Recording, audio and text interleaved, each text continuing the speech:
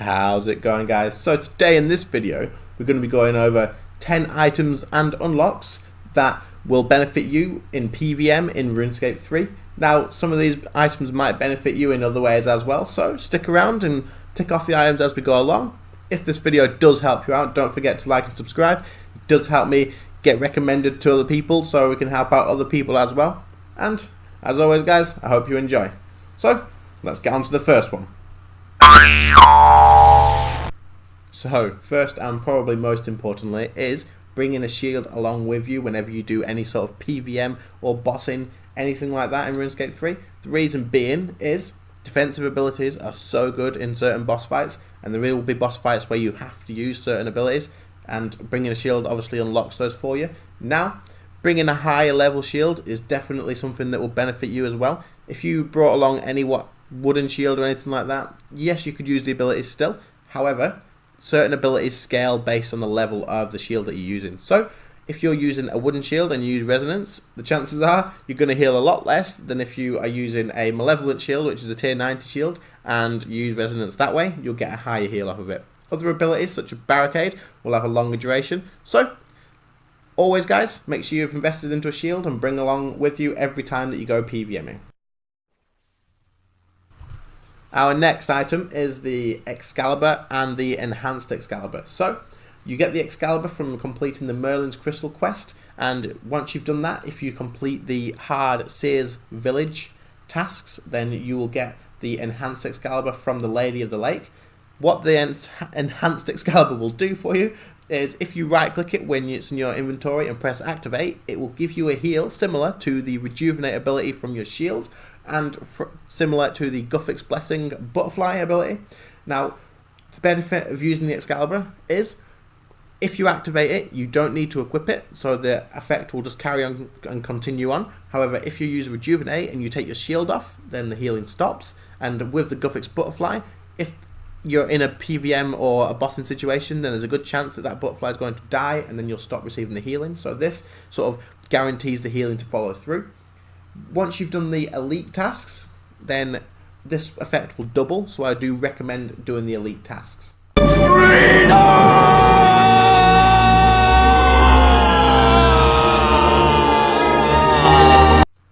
Our next ability or item is the Guthix Staff and its special ability. Now what this does is it applies a debuff to your target, which reduces its defense by 5% of its current level, and it also gives you an increased hit chance of 2. Now what this effectively means is you're going to be able to do a lot more DPS and hit more often on the higher level bosses. For example, using this at Telos with vulnerability, they stack, and it's going to make sure that you don't miss anywhere near as much as you would otherwise, and it's going to just increase that DPS and get you faster kill times. So it's definitely worth getting this from the Mage Arena. Next, we've got the DREADNIPS. Now you can get DREADNIPS from doing the Dominion Tower. However, they are quite useful in bossing in the way that they can stun bosses that aren't immune to the stuns. So it's quite useful to be able to bring these to bosses like Telos. You can put them down in Telos throughout the fight, and then they'll add extra stuns to the boss. For example, on phase 5, when you've got to do enough DPS before he does his insta kill, it can actually delay that by quite a lot. So if you deploy DREADNIP and throw an onslaught, you can actually extend the amount of time you can do your onslaught just from the DREADNIP being able to stun Telos. So these are definitely worth putting your time into and getting these so you can do any sort of endgame bosses that aren't immune to stuns a hell of a lot easier. So the next item that I wanted to talk about was a Spirit Shield. Now, I did talk about shields before, and you can still use this shield the same sort of way. However, it does have a special effect.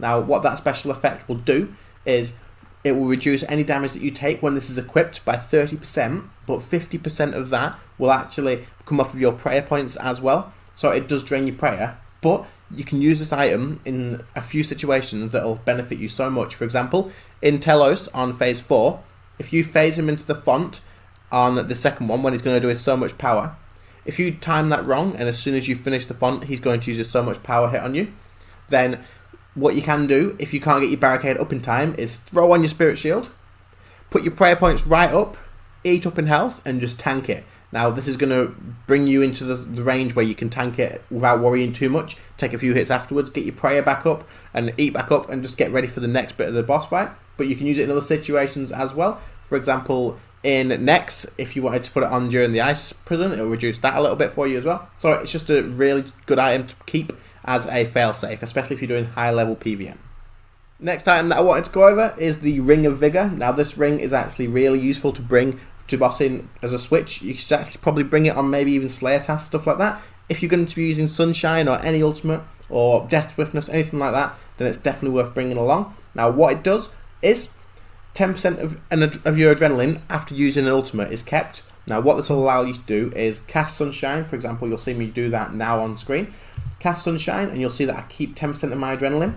This will allow you to build up your adrenaline back to thresholds a fair bit quicker. I believe it's about 2 basic attacks quicker. Now, if you pair this with an adrenaline potion, you're going to build your thresholds straight away, and it'll increase the DPS that you can do by a fair amount. Now, another thing that this ring does do is it reduces the amount of adrenaline that a special attack weapon will need to drain from you. So for example, the Guthix Staff is usually 25% adrenaline to use the special attack. However, with the Ring of Vigour on, it is only 90% of that value, so it does reduce it that a little bit, and it all adds up in the end. So it's definitely worth getting this ring from Dungeoneering, especially if you're going to be sticking to doing a lot of bossing in the future. The next item that I wanted to show on this list was the Ring of Death. Now, there is better in slot rings than this one. However, it is really good for learning bossing, and you'll see why now. So when I die and I've got the Ring of Death equipped, it won't send me to death and I won't risk my items. What it will do is send me straight back to a spawn point with all of my gear, like if I was just teleported out.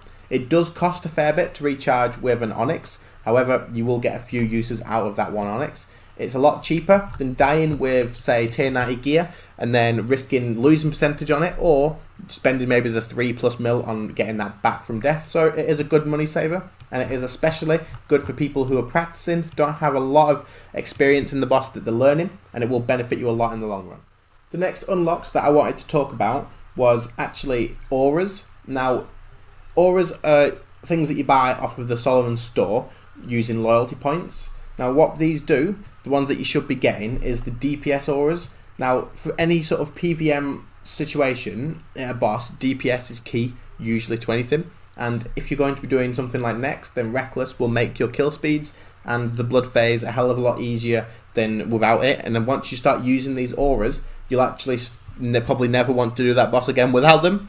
For example, the ones that you're going to want to be getting is Berserker for melee, Reckless for range, and Maniacal for magic. Now what these do, if you read them, it says enter a referral state which boosts your range but at the cost of your defense. So it'll boost your range damage and accuracy, but it will also reduce your defense, but it's not too much. It's not going to reduce your defense in a ridiculous amount. Especially if you're overloaded, it's not going to make too much of a difference on you that way. So these auras are definitely worth your loyalty points investment. Please don't waste your loyalty points on other auras. If you're going to be skilling, then by all means they're useful. But if you are a PVM or bossing focused person, then by all means these auras will make your day a hell of a lot easier and a lot more enjoyable. So the next thing that I wanted to mention, guys, is the large rune pouch. Now this is just something you can buy at the Grand Exchange. You don't have to go and put time in to unlock it or anything. However, it does cost a little bit of GP, but it's definitely worth it. What this will do is, if you're going to do, say, a boss where you're going to use magic, and you want to take runes to maybe cast air surge, but then also you want to take vulnerability spells, or if you're going to KK with a friend, and you want to be the heal provoker, then once you provoke off, you want to cast the heal spell, you can put the runes in these rune pouches. It can hold up to 3 different types at once, and it will save you all that space in your inventory, especially since you can actually put it in your quiver slot, so you can wear it, and it takes it out of your inventory altogether. So it does save you a lot of inventory space, and it's also quite good to be able to have them managed. Now you can have different colours of these. So, for example, my brown one is for my Telos, and my blue one is for healing at Cal Viking.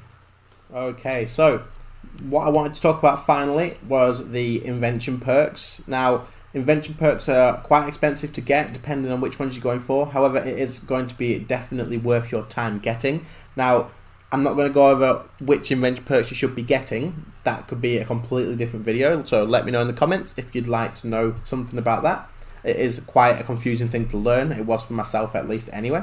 However, you'll see here in my inventory I have 3 items at the end here. My Merciless Kite Shield, my Wand of the Swear Elders, I can't say that, and the Augmented Arcane Spirit Shield. However, you'll see just underneath in the description there is different icons to show what perks are on them. Now, some perks are going to benefit you a lot more than others, and they are situational, but it's definitely worth looking into the invention skill, finding out which perks will benefit you with what, and working on those. The money that you spend on it is definitely worth it. You'll see a hell of a lot of difference in your PVM, DPS, all that sort of stuff. That's the end of this video again, guys. So, as always, I do hope it has helped you out. Hopefully, you guys haven't got that much missing off that list anyway. But if there is something on there that you haven't quite got yet, I do hope that now you can sort of think, oh, actually, that would benefit me. So, make sure you do like and subscribe, guys. There will be more of this sort of content coming. Possibly even an invention perk video next. Who knows? Anyway, as always, guys, see you later. Bye.